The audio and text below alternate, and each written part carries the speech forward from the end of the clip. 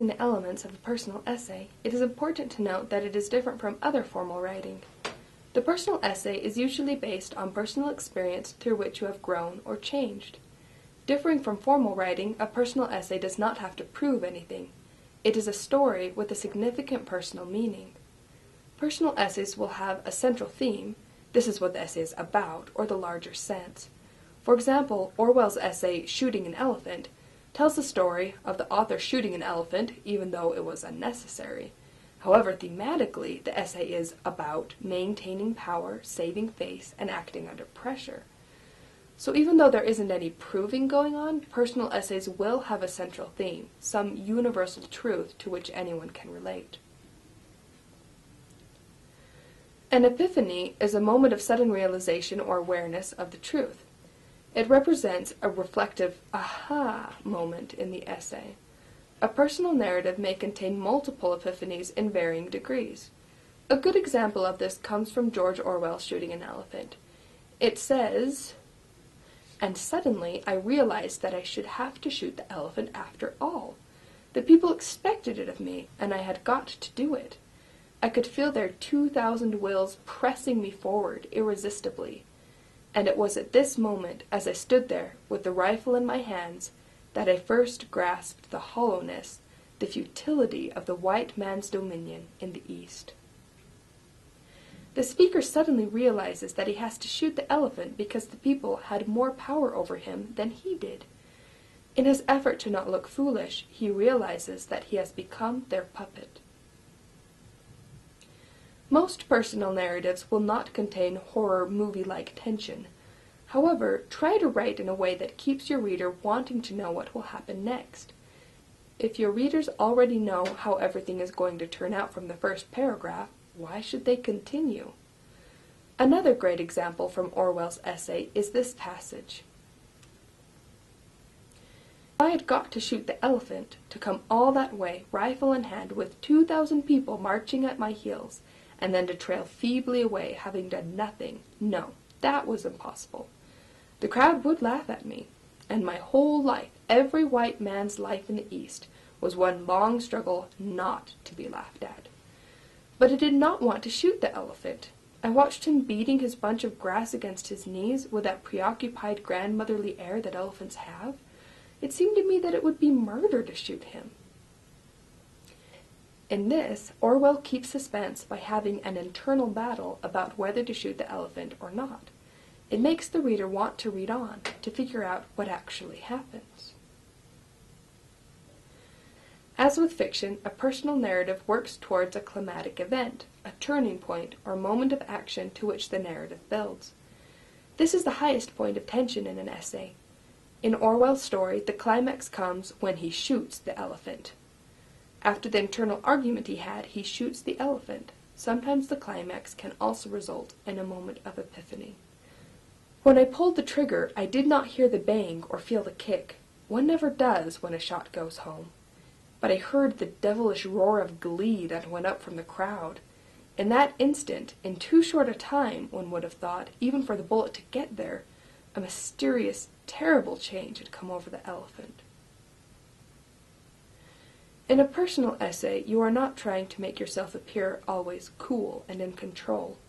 Instead, effective personal essays will reveal moments of vulnerability or weakness, moments when you or the circumstances weren't the best. Honesty is the key, even, perhaps especially, if that honesty is revealing or a little hard to admit. But remember, you are in charge of how much you reveal, and you should not violate another person's privacy by revealing sensitive information about him or her. In our example, Orwell's motivation for killing the elephant is an example of self-honesty. He remarks after he had done the deed, "And afterwards I was very glad that the coolie had been killed. It put me legally in the right, and it gave me a sufficient pretext for shooting the elephant. I often wondered whether any of the others grasped that I had done it solely to avoid looking a fool." He knew it was wrong, but did it anyway because he was afraid of how he would look if he didn't.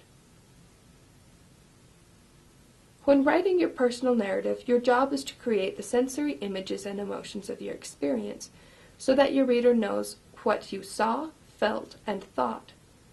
Make the reader feel what you felt, see what you saw, and experience the important details. Staying rooted in concrete detail is the best way to accomplish this. Using metaphors is a great tool. Orwell uses detail well when he describes the elephant eating grass. I watched him beating his bunch of grass against his knees with that preoccupied grandmotherly air that elephants have.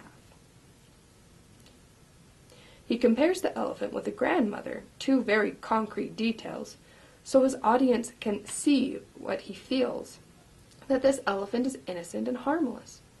The second example describes the elephant after being shot. He was breathing very rhythmically with long, rattling gasps, his great mound of a side painfully rising and falling.